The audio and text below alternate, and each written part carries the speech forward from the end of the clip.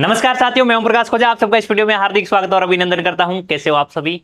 उम्मीद करता हूं सभी एकदम बढ़िया हो, स्वस्थ हो और अच्छे से अपना अध्ययन कर रहे हैं। आप मेरे साथ सामाजिक विज्ञान पढ़ना स्टार्ट कर चुके हैं, जिसमें आपके पाठ्य पुस्तक चल रही है समकालीन भारत फर्स्ट, जो कि भूगोल विषय से संबंधित है। इसका अध्याय क्रमांक हम 2 पढ़ने जा रहे हैं। नाम है जिसका भारत का भौतिक स्वरूप, यानी कि भारत के भौतिक स्वरूपों की हम चर्चाएं कर रहे हैं। और इस वीडियो में हम बात करने वाले हैं भारत के 2 प्रमुख भौतिक स्वरूप, 2 प्रमुख भौतिक स्थलाकृतियां। एक तो है भारतीय मरुस्थल और दूसरा है तटीय मैदान। तो इस पूरे वीडियो के दौरान हम भारतीय मरुस्थल और तटीय मैदानों की चर्चाएं करेंगे। तो अब तक आप इस चैप्टर से संबंधित कौन से बिंदु पढ़ चुके हैं? तो सबसे पहले आपने भारत का भौतिक विभाजन किया था। भारत कितने भौतिक विभागों में बंटा हुआ है, इसको हम किस आधार पर विभाजित करते हैं और ये भाग कहां कहां पर अवस्थित है, इनकी हमने सामान्य सी जानकारी इस भाग में हमने प्राप्त कर ली।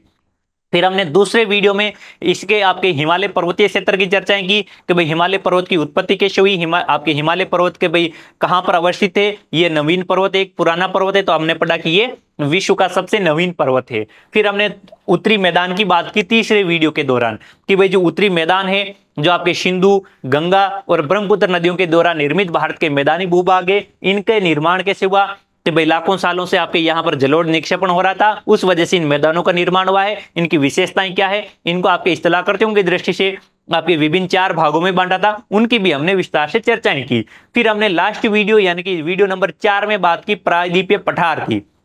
प्रायद्वीपीय पठार जो भारत का दक्षिणी पठारी भाग है, ये दक्षिणी पठारी भाग आपके इसको 2 भागों में बांटकर हमने पढ़ा, मध्य उच्च भूमि और दक्कन पठार के रूप में।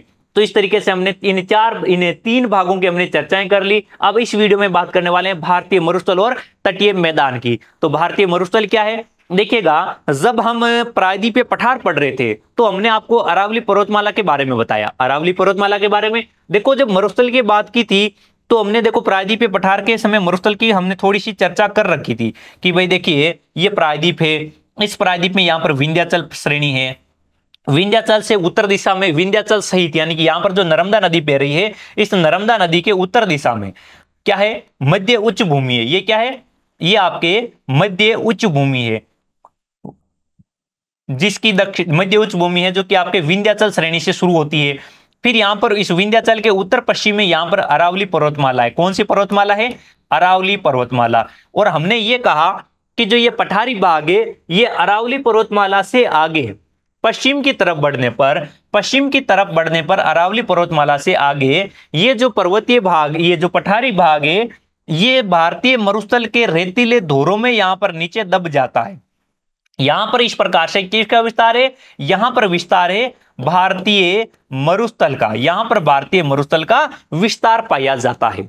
भारतीय मरुस्थल का विस्तार कहां पर है? तो यह विस्तार मुख्य रूप से राजस्थान में है। राजस्थान के अलावा और कहां कहां पर है? तो ये देखिएगा, एक तो इसका विस्तार मुख्य रूप से तो पाया जाता है राजस्थान में। राजस्थान में भी कहां पर? पश्चिमी राजस्थान। पश्चिमी राजस्थान बोले तो अरावली के पश्चिम दिशा में। इसके अलावा गुजरात में इसका विस्तार है। गुजरात में कहां पर है? तो गुजरात का कच्छ वाला क्षेत्र मरुस्थलीय प्रदेश के अंतर्गत आता है। और कौन से क्षेत्र आते हैं और इसके अंदर बात करेंगे तो इसके पंजाब का कुछ भाग आता है और इसमें कुछ भाग आपके हरियाणा का भी आता है। तो ये वो क्षेत्र हैं, 4 राज्य जिनमें आपके मरुस्थल का विस्तार देखने को मिलता है। और ये विस्तार अरावली के पश्चिम दिशा में अवस्थित है, जहां पर इस प्रकार के रेतीले टीले दिखाई देते हैं। ऊंट आपको घूमते हुए दिख सकते हैं, बड़े बड़े टीलों के बीच में से होकर ऊंट प्रवेश करते हुए आपको ऊंट यहां पर घूमते हुए दिखाई देते हैं। अब यहां पर ऊंट ही क्यों चलते हैं? तो आप ऊंटों को देखते हैं, देखो यहां पर पूरे के पूरे क्या हैं? रेतीले धोरे हैं। रेतीले धोरे हैं जिनमें आपके पैर लगातार रेत में धंसते जाते हैं। यहां पर खुली और असंगठित बालू रेत होती है जिसमें हमारे पैर नीचे धंसते जाते हैं। अब देखो, अगर यहां पर आप घोड़े को लेकर जाएंगे या फिर आप किसी और जानवर को ले जाएंगे, जैसे आप घोड़ों को ले जाते हैं तो घोड़े के पैर आपके इस प्रकार से खुर होते हैं, नीचे से कुछ नुकीले होते हैं, तो वो मिट्टी के अंदर रेत में दब जाते हैं, तो वो आसानी से चल नहीं पाएंगे। लेकिन इन जो ऊंटों को ले जाएंगे तो ऊंटों के पैर नीचे से गद्देदार होते हैं, चपटे होते हैं। नीचे से क्या होते हैं? चपटे होते हैं, एकदम गद्देदार पैर होते हैं, जो कि इस मिट्टी के अंदर दबते नहीं है, मिट्टी के अंदर धंसते नहीं है। इस वजह से यहां पर ऊंट आसानी से चल पाता है। इसीलिए ऊंट को क्या कहा जाता है? इस ऊंट को कहा जाता है रेगिस्तान का जहाज। इसे कहा जाता है रेगिस्तान का जहाज कहते हैं। क्यों कहते हैं? क्योंकि इसके पैर मिट्टी में यानी कि बालू रेत में दबते नहीं है, सपाट से ये दौड़ते हुए चलता है, इसलिए इसे कहते हैं कि देखिएगा बालू रेत का समंदर है जिसमें जहाज के रूप में ऊंट चलता जा रहा है। अब देखो ये अरावली की पहाड़ियों के पश्चिम में है, रेत के टीलों से ढका हुआ एक तरंगित रेतीला मैदान है। तरंगित का मतलब क्या होता है? लहरदार। तरंगित को आप दूसरे शब्दों में क्या कह सकते हैं? इसे कह सकते हैं आप लहरदार कह सकते हैं। लहरदार मतलब जैसे समुद्र में लहरें होती है वैसे आपको यहां पर इन बालू का स्तूपों में आपको रेत की लहरें दिखाई देती है। ये लहरें कैसे बनती है भाई? रेत का टीला है ये, इस रेत के टीले पर जब हवा चलती है तो बीच बीच में से आपके मिट्टी का अपर्दन कर दिया जाता है, यानी कि इस प्रकार से आपके कहीं से आपके भाग उभर जाता है, कहीं पर घेरा रह जाता है, कहीं पर उभर जाता है। इस प्रकार का जो भाग बनता है ऐसा लगता है कि जैसे पानी में समुद्र में लहरें चलती है उस प्रकार से यहाँ पर रेत की लहरें बनी हुई है, तो ये लहरदार भाग दिखाई देता है, यानी कि लहरदार रेतीला मैदान है ये। अब ये एक शुष्क क्षेत्र है, यहाँ पर वर्षा बहुत ही कम होती है। कितनी होती है वर्षा? तो यहाँ पर वर्षा 150 मिलीमीटर से कम होती है, यानी कि साल भर में 15 सेंटीमीटर से कम वर्षा होती है। कितनी? 15 सेंटीमीटर से कम वार्षिक वर्षा होती है। अब अनुमान लगा लो कितनी वर्षा होती है भाई। एक तो जैसे बाकी भारत में सबसे कम वर्षा का क्षेत्र यही है, बाकी देखो मेघालय में आपके 1000 सेंटीमीटर से अधिक वार्षिक वर्षा होती है। जो हमने प्रायद्वीपीय पठार में गारो खासी जयंती पहाड़ियां पड़ी है ना, वहां पर 1000 सेंटीमीटर से अधिक वर्षा होती है उनमें, लेकिन यहां पर कितनी होती है? 15 सेंटीमीटर से भी कम होती है वर्षा। अब यहां पर वर्षा नहीं हो रही है, यहां पर आपके शुष्क क्षेत्र है, और दूसरी बात यहां पर तापमान बहुत अधिक होता है। ग्रीष्म काल के दौरान यहां पर तापमान कई बार 50 डिग्री सेल्सियस तक पहुंच जाता है, तो इस वजह से यहां पर देखो तापमान कम है, तापमान बहुत अधिक है, वर्षा नहीं हो रही है, शुष्क स्थितियां हैं और असंगठित और खुली बालू मिट्टी पाई जाती है। इसलिए यहां पर आपके वनस्पति आवरण बहुत ही कम मिलता है और यहाँ की जलवायु शुष्क प्रकार की रहती है, तो इस वजह से यहाँ पर वनस्पतियों का विकास नहीं होता है। वनस्पतियों के नाम पर यहाँ पर कौन से आपके वनस्पतियां मिलती है? तो वनस्पतियों के नाम पर यहाँ पर मिलती है आपको झाड़ियां। झाड़ियां कौन सी? झाड़ियां भी आपके कांटेदार झाड़ियां। कांटेदार यानी कि कम पत्तों वाली या फिर आपके छोटे पत्तों वाली, छोटे पत्ते वाली झाड़ियां और कांटेदार झाड़ियां मिलती है। वृक्ष कौन से मिलते हैं? वृक्षों की यहां पर बात करते हो तो आपको वृक्ष मिलते हैं खेजड़ी के वृक्ष, आपको यहां पर वृक्ष मिलते हैं बबूल के, यानी कि इस प्रकार के यहां पर आपको वृक्ष और झाड़ियां देखने को मिलते हैं। ठीक है, अब यहां पर नदियां भी बहती है क्या? हाँ, नदियां कुछ तो बहती है भाई, वर्षा होती है ना तो छोटी मोटी नदी का तो उद्गम हो ही जाता है। यहां पर नदियां बहती है लेकिन वो अल्पकालिक और छोटी नदियां होती है। अब अल्पकालिक नदी का मतलब क्या है? अल्पकालिक नदी का मतलब होता है कि केवल वर्षा ऋतु के दौरान प्रवाहित होती है, केवल वर्षा ऋतु में प्रवाहित होती है। बाद में क्या होता है? बाद में ये रेतीले टीलों में प्रवाहित होती है तो ये सूख जाती है भाई। मिट्टी आपके नदी प्रवाहित होने के लिए उसको मार्ग चाहिए होता है, लेकिन यहाँ के मार्ग तो क्या होते हैं? रेत के टीलों से ढके हुए होते हैं, तो ये नदी जाकर आपके रेत के टीलों में जाकर लुप्त हो जाती है। यहां पर बहुत सी छोटी बड़ी नदियां बहती है लेकिन आपके 2 किलोमीटर 10 किलोमीटर 5 किलोमीटर इतनी दूरी पर प्रवाहित होती है और वो सूख जाती है। यहां पर कोई बड़ी नदी भी है क्या? हाँ, बड़ी नदी के रूप में एक नदी आती है लूणी नदी। कौन सी नदी है? लूणी नदी इस क्षेत्र की आप एकमात्र बड़ी नदी है। अब ये लूणी नदी का उद्गम कहां से होता है? तो देखिए, जब आप राजस्थान का मानचित्र बनाते हो, भारत के मानचित्र से आप राजस्थान को अलग से निकालकर आप दर्शाते हैं, तब आप मरुस्थल को अच्छे से समझ पाएंगे। ठीक है, हम राजस्थान का क्यों बनाते हैं? क्योंकि मरुस्थल का अधिकांश विस्तार राजस्थान में है। ठीक है, बाकी आप गुजरात हरियाणा उन क्षेत्रों में देखेंगे, पंजाब में, वहां पर बहुत ही कम विस्तार है। ठीक है, और है तो वहां पर आपके सिंचाई सुविधाएं अधिक हो गई है, इस वजह से वहां पर मरुस्थल के प्रभाव भी थोड़े कम देखने को मिलते हैं। अब यहां पर देखिएगा, लूणी नदी की बात करते हो तो राजस्थान का एक क्षेत्र है, राजस्थान का एक जिला है अजमेर। अजमेर जिला अरावली की पहाड़ियों के बीच में बसा हुआ है। अजमेर जिले से लूणी नदी का उद्गम होता है। अजमेर जिले में आपके एक जगह है नाग पहाड़, अरावली की पहाड़ियों में जगह है नाग पहाड़। इस नाग पहाड़ से लूणी नदी का उद्गम होता है। नाग पहाड़ और पुष्कर की पहाड़ियों से दो छोटी छोटी जलधाराएं उद्गमित होती है। ये जलधाराएं जाकर आगे चलकर आपके गोविंदगढ़ नामक जगह पर मिल जाती है, वहां से नदी का नाम हो जाता है लूणी नदी। फिर ये यहां से अजमेर से नागौर, जोधपुर, पाली, बालोतरा, बाड़मेर, जालोर होते हुए गुजरात की तरफ चली जाती है और गुजरात में यह जाकर कच्छ के रन में चली जाती है। कच्छ के रन में यानी कि कच्छ के रन में जाकर लुप्त हो जाती है और कई बार आपके आगे कच्छ की खाड़ी में चली जाती है। कच्छ की खाड़ी, कच्छ खाड़ी जो कि अरब सागर का भाग है। अब ये नदी लूणी नदी का प्रवाह क्षेत्र है और यही एकमात्र सबसे बड़ी नदी है जो कि आपके इसमें उत्तर पश्चिम आपके कौन सी दिशा से प्रवाहित होती है, तो ये आपके उत्तर पूर्व दिशा से दक्षिण पश्चिम दिशा की ओर प्रवाहित होती है। तो इस मरुस्थल की ढाल किस प्रकार की हो गई, तो इस मरुस्थल की ढाल आप लूणी नदी को देखते हुए अनुमान लगा लो कि ढाल कैसी है, उत्तर पूर्व से दक्षिण पश्चिम की ओर इसका ढलान है मरुस्थलीय क्षेत्र का। ठीक है, अब इसके अलावा और भी कोई बड़ी नदी है क्या? हाँ, और अगर आप बड़ी नदी में देखेंगे तो देखो शिवालिक श्रेणियां आपने हिमालय में पढ़ी है भाई, आपके हिमाचल प्रदेश वाले क्षेत्र में शिवालिक श्रेणियों में एक कालका पहाड़ी है, वहां से आपके नदी का उद्गम होता है आपके गग्गर नदी। और ये गग्गर नदी हनुमानगढ़ से राजस्थान में प्रवेश करती है, गंगानगर और हनुमानगढ़ जिलों में बहती है। नदी का नाम क्या है भाई? गग्गर नदी, जो राजस्थान के गंगानगर और हनुमानगढ़ जिलों में प्रवाहित होती है। कई बार इसमें पानी की मात्रा अधिक होती है तो ये पाकिस्तान के पोर्ट अब्बास तक चली जाती है, पाकिस्तान के फोर्ट अब्बास तक चली जाती है और आगे चलकर रेतीले धोरों में सूख जाती है। लेकिन पाकिस्तान में ये कभी कभार ही जाती है, इसका पानी गंगानगर वाले क्षेत्र में सूख जाता है। तो ये भी आपके केवल आपके अल्पकालिक रूप में बहने वाली नदी है।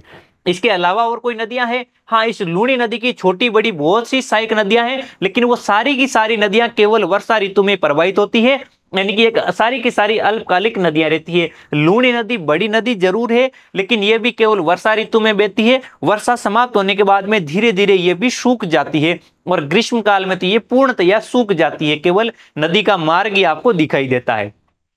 ठीक है, तो इसी प्रकार की यहां पर ये नदियां आपको देखने को मिलती है। अब यहां पर आपके रेतीले धोरे देखने को मिलते हैं मरुस्थल में, तो उनमें देखिएगा एक रेतीला धोरा मिलता है जिसका नाम है बरखान।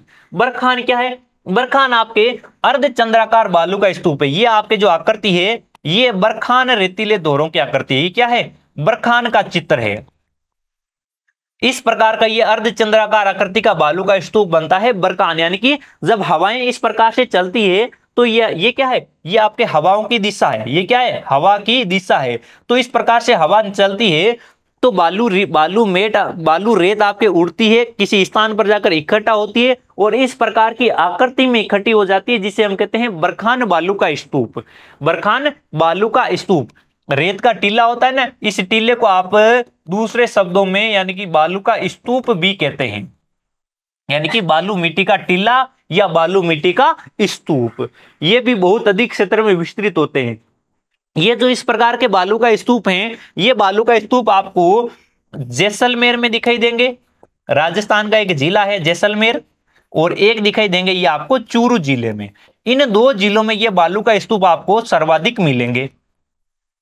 इन बालू का आपके अर्धचंद्राकार बालू का स्तूपों के अलावा आपके कुछ लंबवत बालू का टिल्ले भी होते हैं और ये लंबवत बालू का टीले आपको भारत पाकिस्तान की सीमा के सहारे सारे मिलेंगे। अब भारत पाकिस्तान सीमा कहां पर है? तो देखिएगा जो मरुस्थलीय क्षेत्र है, इस मरुस्थलीय क्षेत्र में भारत और पाकिस्तान के सीमावर्ती क्षेत्रों की बात करेंगे तो ये आपकी सीमा भारत और पाकिस्तान की है। ये क्या है? ये जो मैं आपको व्हाइट कलर वाली सीमा दिखा रहा हूं, ये क्या है? रेड क्लिप रेखा है।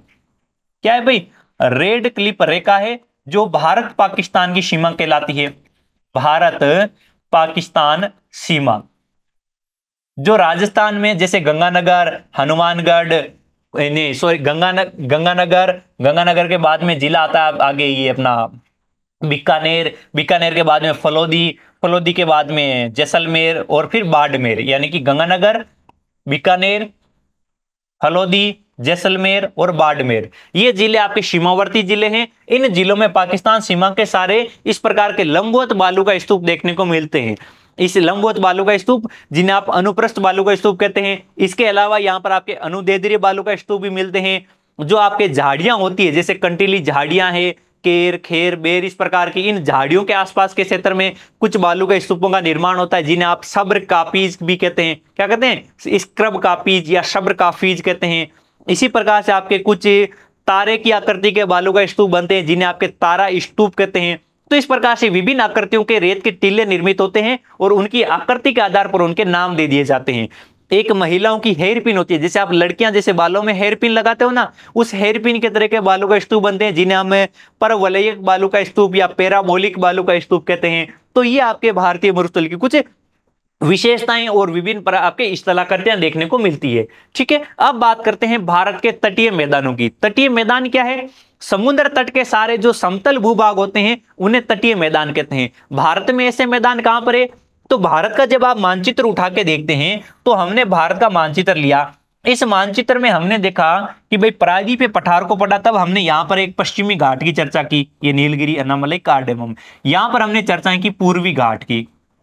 ठीक है, पश्चिमी घाट की चर्चा की आपने, पूर्वी घाट की चर्चा की। ठीक है, अब यहां पर ये पश्चिमी घाट और पूर्वी घाट है, इन घाटों से समुद्र की ओर, ये जो मैं आपको येलो कलर के भाग दिखा रहा हूं, येलो कलर का जो छायांकित भाग कर रहा हूं, ये आपके इन घाटों से, पूर्वी घाट और पश्चिमी घाटों से समुद्र की ओर का भाग है।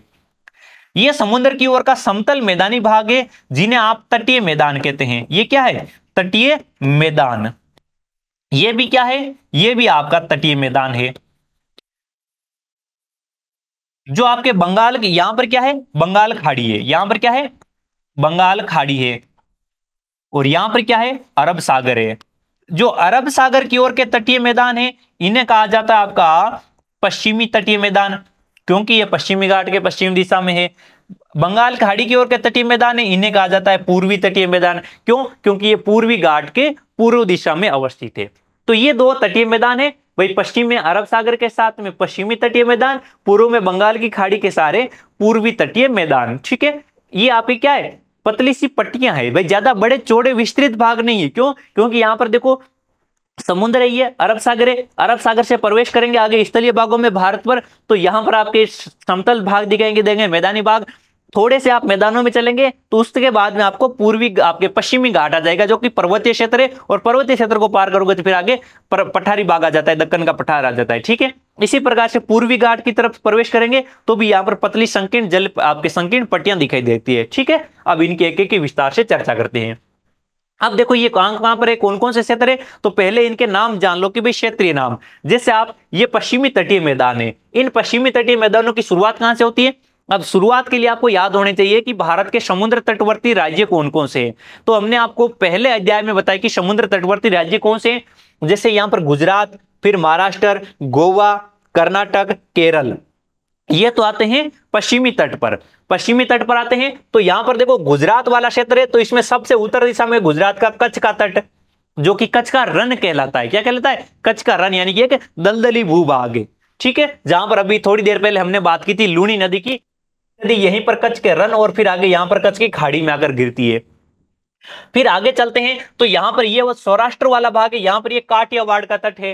कौन सा? ये वाला भाग आपके काठियावाड़ का तट है। फिर यहां पर महाराष्ट्र और गोवा वाला क्षेत्र कोंकण तट कहलाता है। फिर यहां पर आपके कर्नाटक वाला क्षेत्र आपके कन्नड़ का तट कहलाता है। और ये आपके केरल वाला क्षेत्र है, वो कहलाता है, केरल का तटीय भाग कहलाता है मालाबार तट।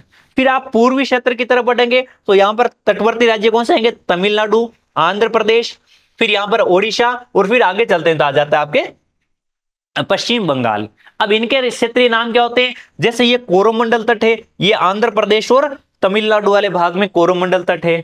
फिर आगे बढ़ते हैं तो आपके उत्कल तट, या इसी को कहा जाता है उत्तरी सरकार तट। क्या कहते हैं इसे? इसे कहा जाता है उत्तरी सरकार तट, जो कि मुख्य रूप से ओडिशा में फैला हुआ है। ठीक है, पश्चिम बंगाल में चलते हैं, वहां तो सुंदरवन डेल्टा आ जाता है। ठीक है, ये आपके भाग है, इन्हीं की हम एक एक की विस्तार से चर्चाएं करेंगे। सबसे पहले आते हैं पश्चिमी तट की ओर। पश्चिमी तट क्या है? ये पश्चिमी घाट और अरब सागर के बीच में स्थित एक क्षेत्र है, समतल क्षेत्र है, संकीर्ण पट्टी है, संकीर्ण मैदानी पट्टी है। और इसका जो उत्तरी भाग है उसे हम कोंकण तट कहते हैं, जो मुंबई और गोवा वाला भाग है। ये देखिएगा कोंकण तट कौन सा है? यहां पर मुंबई है, इस मुंबई से लेकर गोवा का ये भाग क्या कहलाता है? कोंकण तट कहलाता है। यानी कि हम कह सकते हैं कि भाई महाराष्ट्र और गोवा का भाग है कोंकण तट। इसका मध्यवर्ती भाग ये कन्नड़ तट कहलाता है, कर्नाटक और कुछ भाग कर्नाटक वाला भाग आपके कन्नड़ तट कहलाता है। दक्षिणी भाग ये आपके केरल का और कुछ कर्नाटक का भाग आता है, ये कहलाता है आपका मालाबार तट।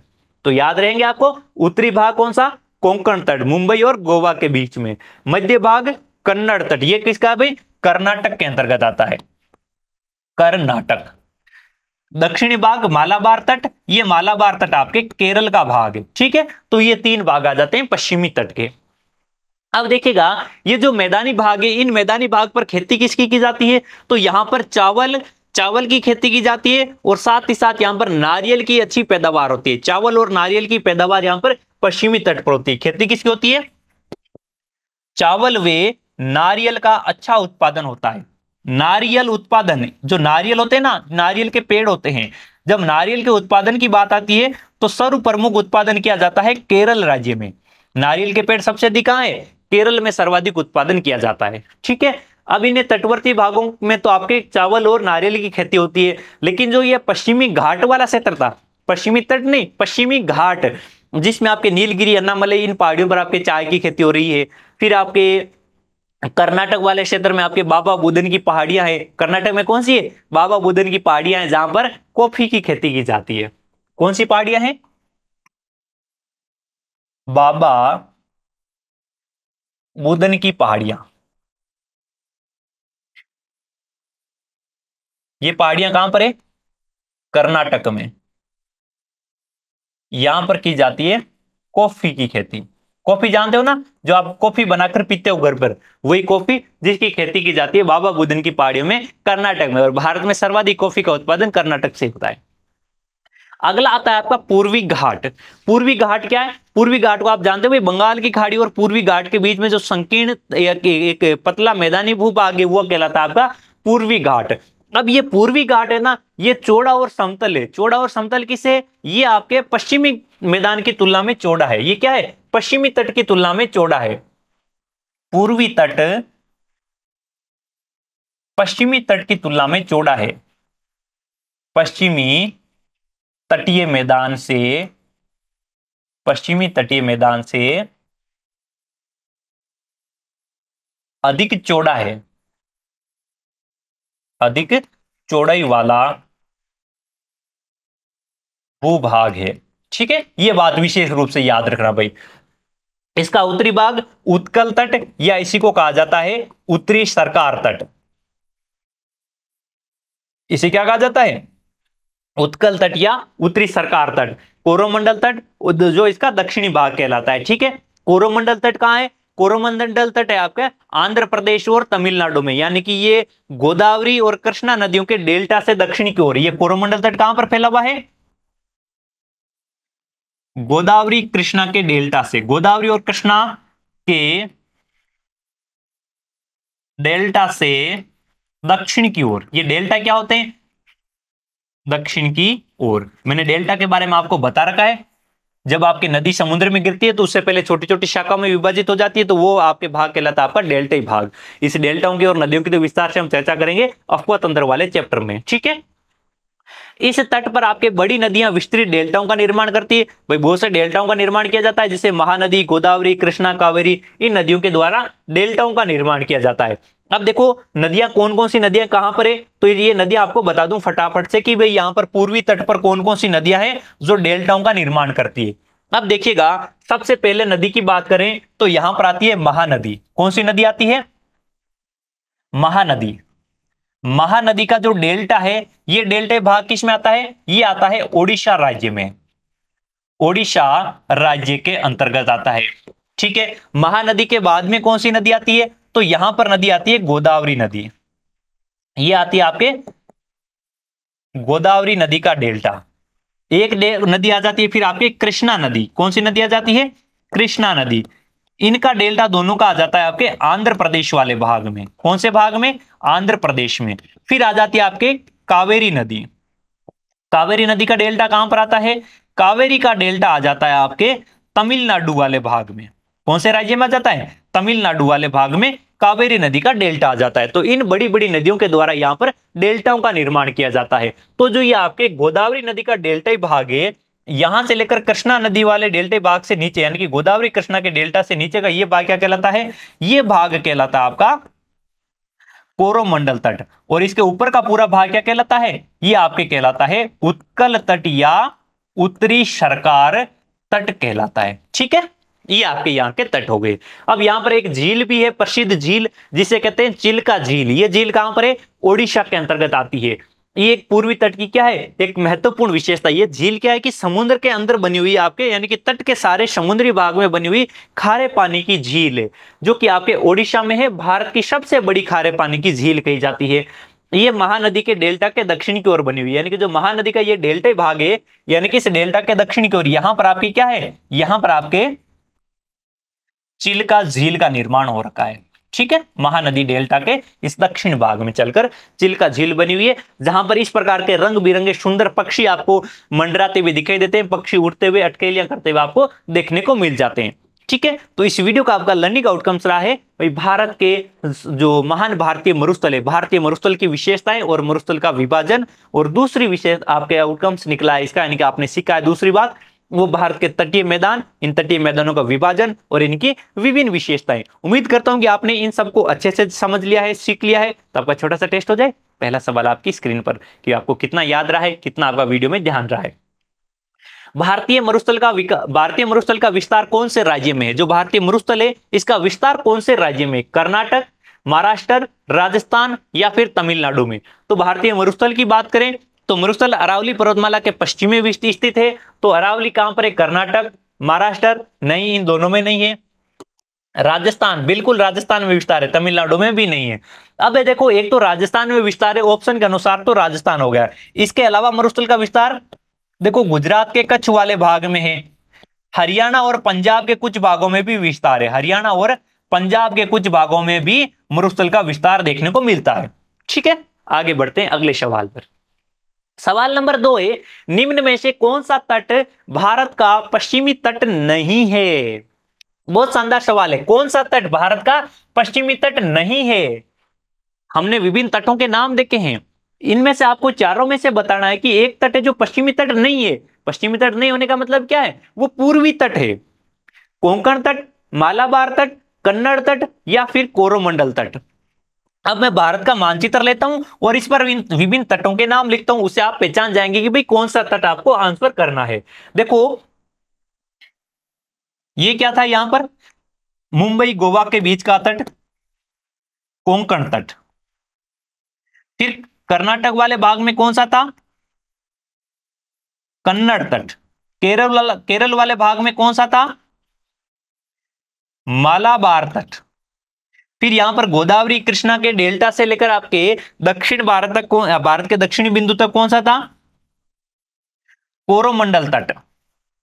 और फिर यहां से उत्तर में कौन सा था, यहां पर कोरोमंडल के उत्तर में उत्कल या उत्तरी सरकार तट। अब देखो पश्चिमी तट, पश्चिमी घाट कौन सा है, ये देखो पश्चिमी तट है और वो पूर्वी तट है। पश्चिमी तट कौन कौन से, कोंकण तट पश्चिमी है, मालाबार पश्चिमी है, कन्नड़ तट, ये तीनों के तीनों क्या है, ये तीनों के तीनों पश्चिमी तट है, कोंकण, कन्नड़, मालाबार।